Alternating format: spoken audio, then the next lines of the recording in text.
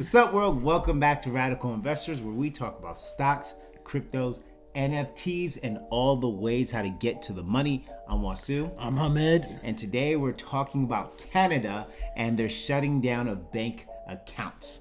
Let's go. Hey guys, if this is your first time at Radical Investors, make sure you hit that like and subscribe button. When you do that, it helps us grow, and that's what we're all about here. Growth and abundance. Make sure you hit that like and subscribe button. Yeah, guys, on this channel, we're here to give you plays, quantum gain plays. That's 10x minimum plays, whether it takes 10 years, 1 year, whatever. We want to multiply our money. If that sounds nice to you, bless that subscribe button. Yes, guys. So I'm sure you've heard the news about what's going on in Canada. If you haven't, we're going to insert a clip right here to give you the gist of what's going on. We'll catch you on the backside of the video. As of today, all crowdfunding platforms and the payment service providers they use must register with FINTRAC, and they must report large and suspicious transactions to FINTRAC.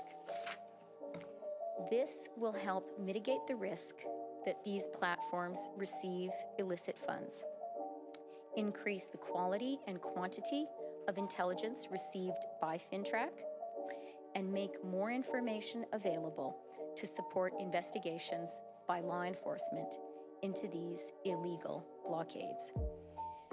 We are making these changes because we know that these platforms are being used to support illegal blockades and illegal activity, which is damaging the Canadian economy. The government will also bring forward legislation to provide these authorities to FINTRAC on a permanent basis. Second, the government is issuing an order with immediate effect under the Emergencies Act, authorizing Canadian financial institutions to temporarily cease providing financial services where the institution suspects that an account is being used to further the illegal blockades and occupations. This order covers both personal and corporate accounts. Third, we are directing Canadian financial institutions to review their relationships with anyone involved in the illegal blockades and report to the RCMP or CSIS.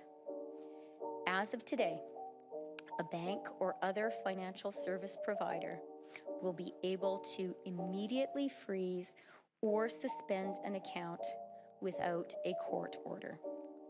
In doing so, they will be protected against civil liability for actions taken in good faith.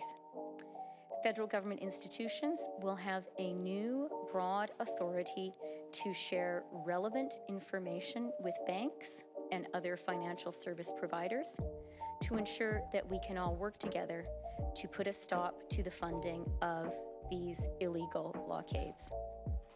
This is about following the money. This is about stopping the financing of these illegal blockades. We are today serving notice. If your truck is being used in these illegal blockades, your corporate accounts will be frozen. The insurance on your vehicle will be suspended. Send your semi-trailers home. The Canadian economy needs them to be doing legitimate work, not to be illegally making us all poorer. And there you have it, guys. You see it. You see what's going on. There's something called the Freedom Convoy. Those guys are kind of, anti the shot. Some of them are kind of, have alternative values. Right. Let's leave it like that. Flying very interesting flags, but generally speaking, they are anti-shot, and it has kind of it has gathered a big steam, and a lot of people have basically joined their movement around the world. Canada says, I don't really like this. You guys are kind of shutting down, messing with our money, so we are going to shut down bank accounts.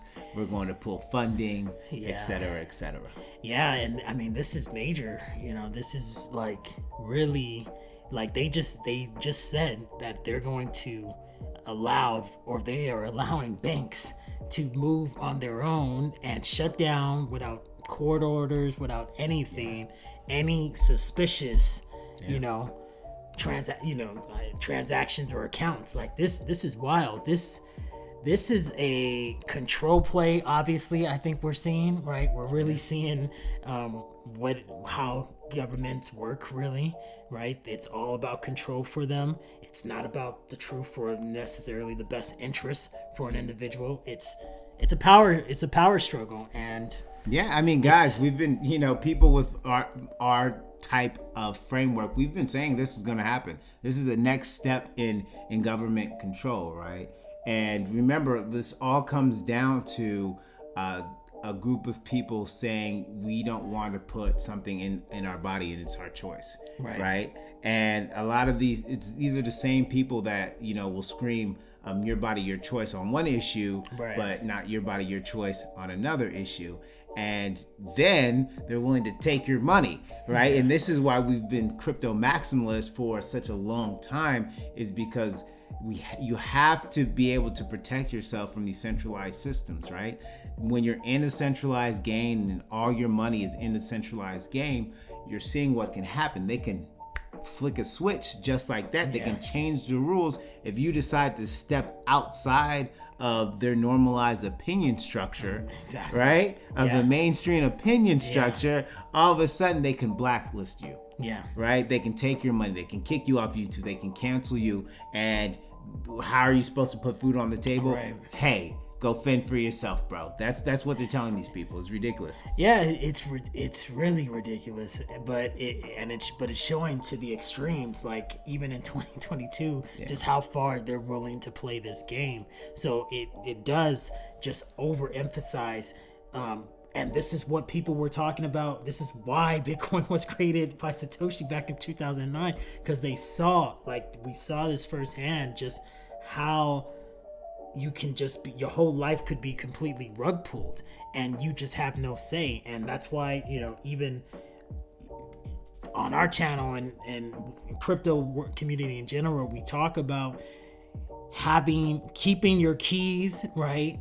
Self-sovereignty, like, yeah, it's good, and we preach, if the first point of entry is these centralizes, because it's easier, right? It's more, people feel more comfortable, but the ultimate endpoint is this self-sovereignty, right? That's the whole premise of why crypto was created. You do need to get your hard wallets and move your crypto to those wallets, just because these type of things happen where they're seizing bank accounts because people don't want to take a jab. Like this is wild. And it's wild, and it's really interesting to see the people that are doing this, right? Because we're not anti anything on this channel, right? But we are pro-choice. We think that's an innate human right, is to decide what goes in your body, right? And I think that would be a very progressive, right, choice. But it turns out that it's I wouldn't even call them progressive, but it's the more left-leaning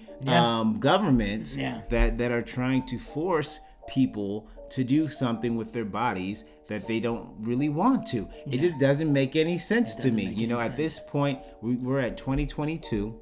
We have basically given the disease, let's call it the flu. We've given the flu 2 years of our lives. Imagine all the people that didn't travel during those 2 years. They didn't have adventures.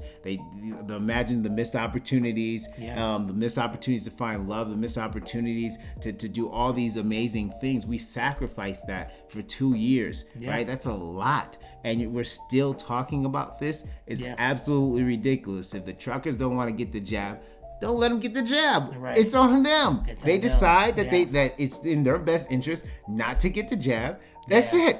But simple as that. Yeah, and also, simple as that. And it's just wild for the government to use this example of, to try to bring on a crazier ruling, right? That's the tactic, right? That the government always uses. It's just like you use this moment of conflict or whatever to try to put in more control, right? And that's just wild, man. And I don't follow Canadian politics that closely because it's Canada, but this seems to be a dress rehearsal, and you better believe that something like that is going to come to the States for sure. That's for and sure. I think the difference between Canada and the States is, we have a strong Second Amendment, and we're pro 2A around here, so I don't think that type of stuff will go over too well here in America, but you never know.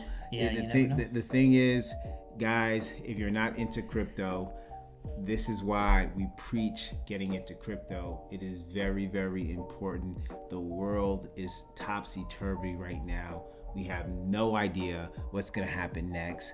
10 years ago, you would have said something like that. The government doing something like that was absolutely out of a science fiction dystopian type of movie. Yeah. But that's what's going on, and you in have real to be in real time. Right. So the ground is changing in real time. Yeah. We are in unprecedented times. You guys have to. I know it might be scary to get into crypto.